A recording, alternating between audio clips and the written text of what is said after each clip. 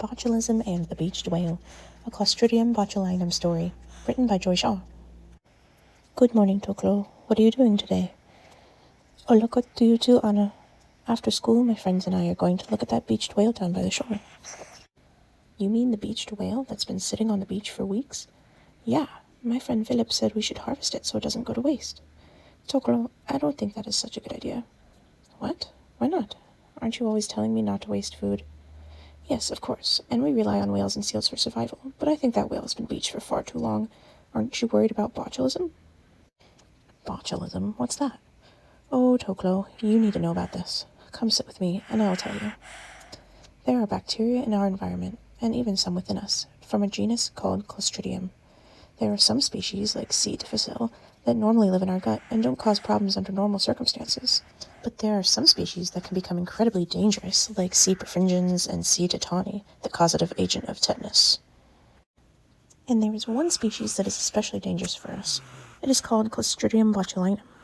It is a gram-positive, rod-shaped, motile, catalase-negative bacteria, and it's strictly anaerobic, which means that they like low-oxygen environments because oxygen will kill it. You're kind of losing me here. What are we talking about again? Okay, well, here's the part where you should pay attention. C. botulinum can grow fast, because they reproduce with binary fission. However, the main reason C. botulinum is so dangerous is because it produces something called endospores. When the bacteria is under a lot of stress, they hibernate by forming spores as a way to protect their DNA. And when the spores have the right conditions to grow again, like once they're in your gut, in a wound, or in food, they produce a life-threatening neurotoxin called botulinum toxin, which causes an infection called botulism. Botulinum toxin is one of the most lethal toxins on Earth. Even exposure to microscopic amounts can be deadly. The toxin inhibits the release of acetylcholine at the neuromuscular junction, so it can stop muscles from contracting. In only 12 to 36 hours after exposure, symptoms can start like nausea, vomiting, weakness, abdominal pain, diarrhea, constipation, and vertigo. And then comes the neurological symptoms like blurred and double vision, difficulty speaking and swallowing, fatigue, loss of muscle coordination, difficulty breathing, and even flaccid paralysis and death. Okay, that sounds super scary, alright, but what does that have to do with the beached whale? I'm getting there, Toklo. I promise. Okay, where was I? Oh, yes.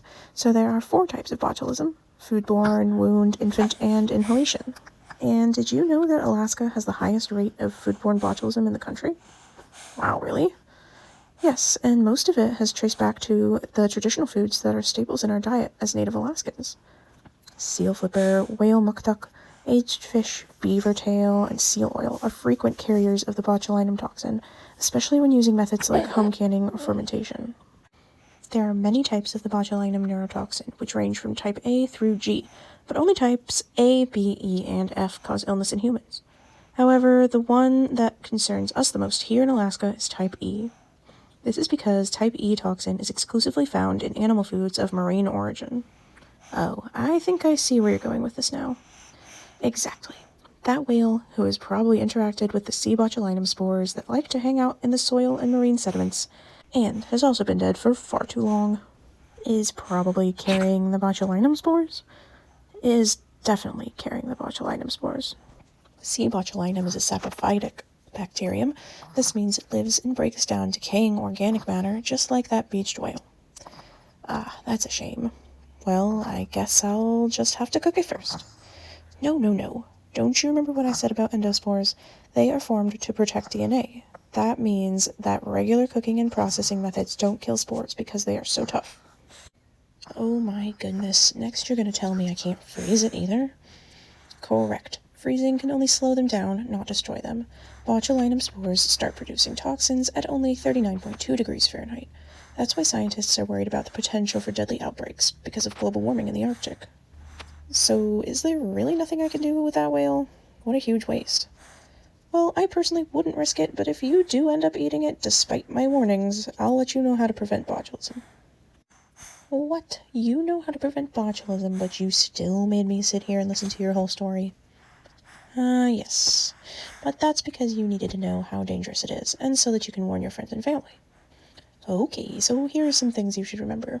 Since C. botulinum is an anaerobe, it thrives in low-oxygen places like canned goods. but it also can't grow in acidic foods under 4.6 pH, so high-acid canned foods are generally safe to eat.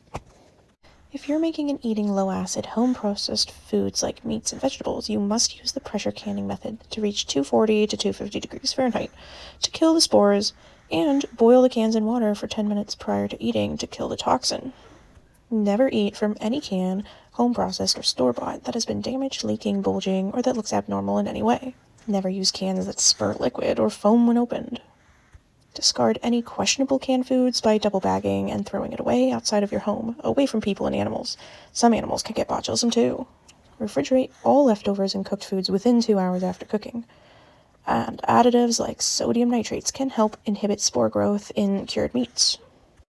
And if you ever suspect you or someone you know may be infected with botulism, get medical help immediately. Antibiotics can work to combat an overgrowth of C. botulinum vegetative cells, but only an antitoxin can work to neutralize toxin not yet bound to nerve endings. Alaska's Department of Health and Social Services keeps a stockpile of antitoxin kits in Anchorage, which are distributed to local health centers throughout the Alaskan bush. Okay, thanks, Anna. I'll tell Philip that our whale harvest is back on. No. I still wouldn't trust that particular whale.